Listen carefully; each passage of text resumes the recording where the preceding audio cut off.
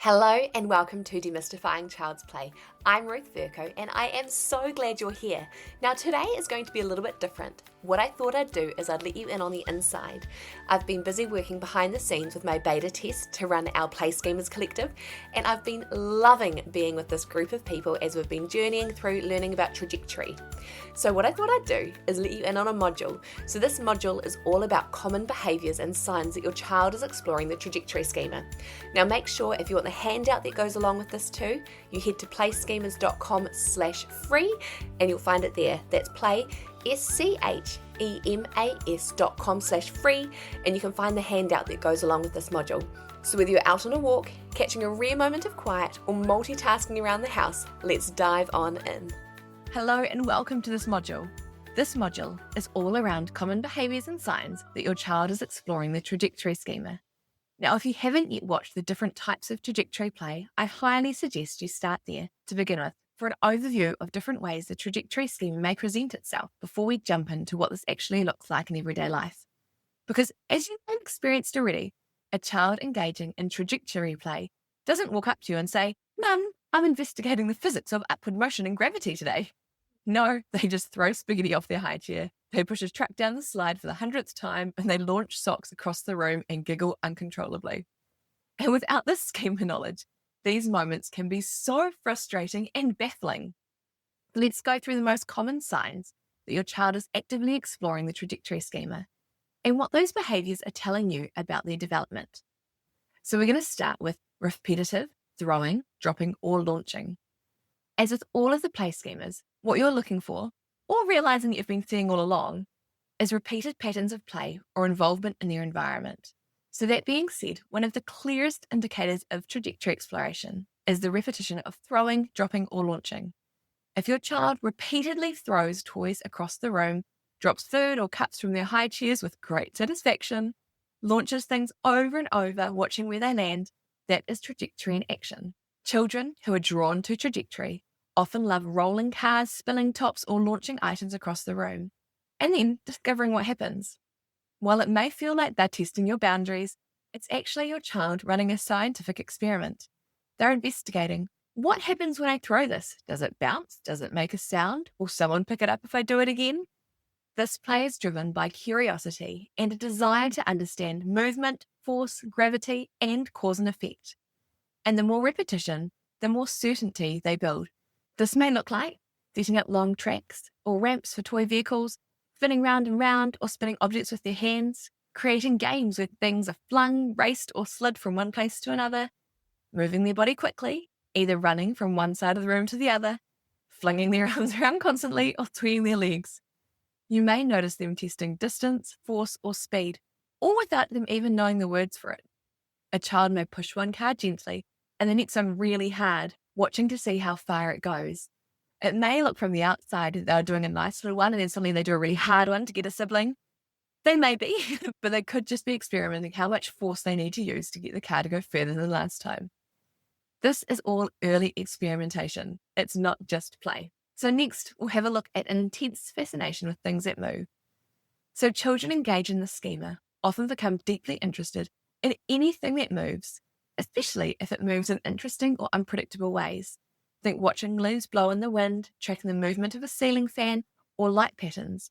They could be staring at water pouring or sand falling. They could be chasing after bubbles or shadows on the floor. This kind of focused attention may seem small, but it's a clear sign that your child is deeply engaged in learning through observation.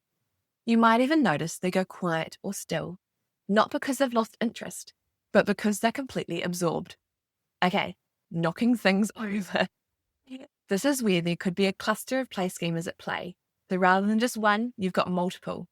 Pure trajectory may look like, as I've previously said, simply dropping something from the table to see it fall to the floor. But it could show up with one or more play schemas in the mix.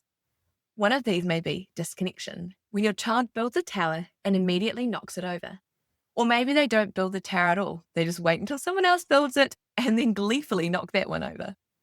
This can feel destructive, especially in group play, but it's often linked to trajectory as well as disconnection.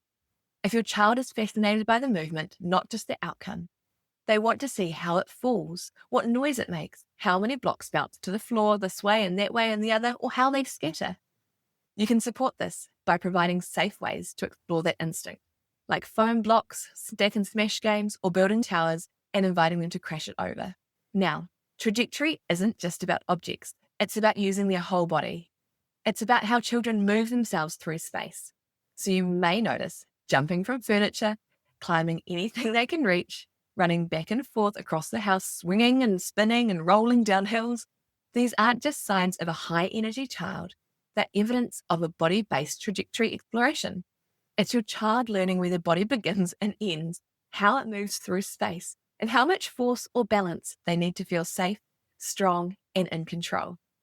Now, there can be seemingly chaotic or disruptive play, and this one is really important to talk about because children exploring the trajectory schema are often misunderstood. You may hear things like, she is always throwing her toys, or he just can't sit still, he's just being wild, she won't listen. But what's really happening is purposeful investigation through play. When a child doesn't have a safe and supported outlet for trajectory play, it can often show up as what would be called challenging behaviours, which lead to big emotions from your little one, from you, or from both. That's why this knowledge is so empowering to you as a parent. You can begin to see the difference between a behaviour that needs redirection and a developmental drive that needs support. If you're looking for some support in how to talk with others and your child about this play schema, head over to the helpful phrases to use during trajectory play module. Okay, so this is where we talk about toys, with a preference for movement-based toys or play. So finally, children exploring the trajectory schema often have favourite types of toys or play styles. These may include balls, cars, ramps, marble runs. They could be water toys, pouring jugs, sand wheels, scarves, bubbles, balloons, paper planes, jumping castles, swinging scooters, or trampolines. If your child gravitates towards these again and again and again, even if other options are available, it can be a sign that they're working through the trajectory schema. And they may do it over weeks or months, returning to the same type of play for long or short periods. And that's because schemas are deep, not shallow. Children revisit them until they've fully explored what they need to understand, and then they level up. Okay, so wrapping up. Now that you know what to look for, the repeated dropping, the climbing, the launching, the fascination with flowing water or rolling wheels, you'll start seeing trajectory play in so many of your child's everyday actions. Instead of thinking, why are they throwing again? You might think, they're exploring movement. How can I support that safely?